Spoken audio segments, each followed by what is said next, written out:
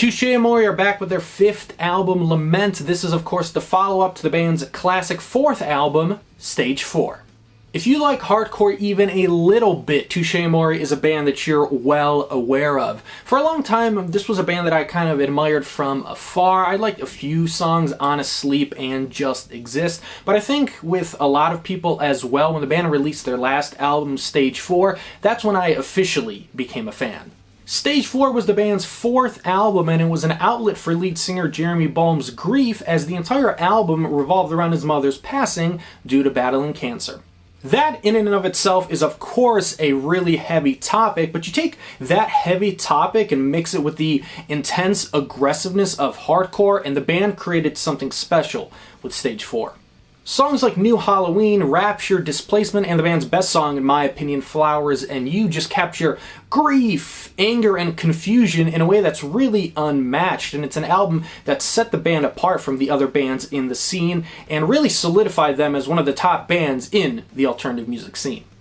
Spin has an incredible article from Bobby Oliver titled How Touche Amore's Jeremy Balm Became a Spokesperson for Grief, because you gotta understand, after the release of Stage 4, fans would then send the band, they related to that album so much that they would send the band messages about what they were going through and their own grief at the time. And it's really remarkable, is the only word that really, makes sense when talking about the huge impact that this album had and the way that fans connected with it so much, and not only helped the band gain popularity because it was such a great album that everybody loved, but just what the album was about, the lyrics that just connected with people so much. It really just cements the band's legacy and really what Stage 4 meant to people.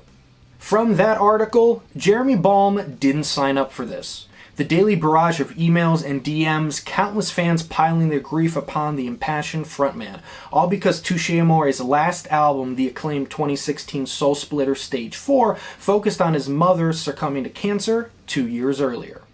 I never thought I'd become the spokesperson for losing your parents, Balm tells Spin. After more than a decade of building the 5-piece into leaders of the Los Angeles punk scene, the 37-year-old singer now sits in his Los Angeles home, skimming message after message, scanning for familiar words. He sees cancer and moves on. I just don't have it in me to respond. I'm still dealing with all my stuff. It's a way to get the wind knocked out of me on a daily basis. So how do you follow up your most acclaimed album and an album that means so much to so many people? Speaking again to Spin, and Jeremy spoke to the band's approach to Lament. I look at this record as kind of a companion piece to Stage 4, in the way that there's no more songs about my mom's passing, but it's more about my life since releasing that record and what it has done for me positively and negatively. On the positive side, it gave me a deeper appreciation for the people in my life that have been there for me and kept me sane. But it's also about the reaction I got. I think the message I try to get across is it's okay to not be okay. You don't have to be anything that you're not feeling inside. You're allowed to have good days and see the good in bad situations too. I didn't fully understand that for a long time. I made everything about the grief and sadness, and that was always hard to navigate. Let's get into Lament, and I've talked about it on this channel before, that every album usually has one song that stands out among the rest, and on Lament, that song is Reminders. Reminders is the song on Lament. It's the best of Touche Amore. The chorus is immediately infectious, and the ending lyrics of the song is there a way to feel free without being someone else. It's Touche Amore 101. It's perfect, anthemic, pessimistic hope. And the music video is, of course, great as well. Some of the best moments on Lament are when the band take a second to breathe. You go into a hardcore album thinking it's going to be this rush of intensity on every song, but when the band does let the album sit and everyone can take a breath, it becomes really memorable.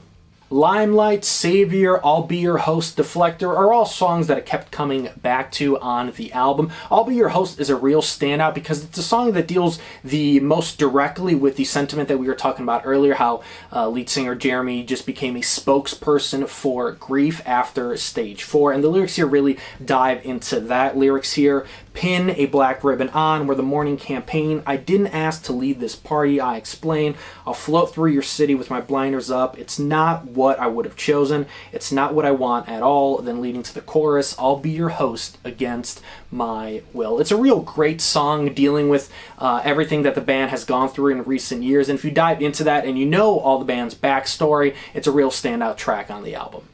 Album closer, A Forecast, breaks the fourth wall and starts off as a piano ballad, which I'm all for more of with Touche Amore. I think with hardcore bands, when they go out and try something out of the norm that isn't that, 10 out of 10, 100% rush of intense energy that you always expect going into a hardcore album, I think most of the time something unique and special comes out of it, and then the album ends with the song becoming more of a traditional Touche Amore song.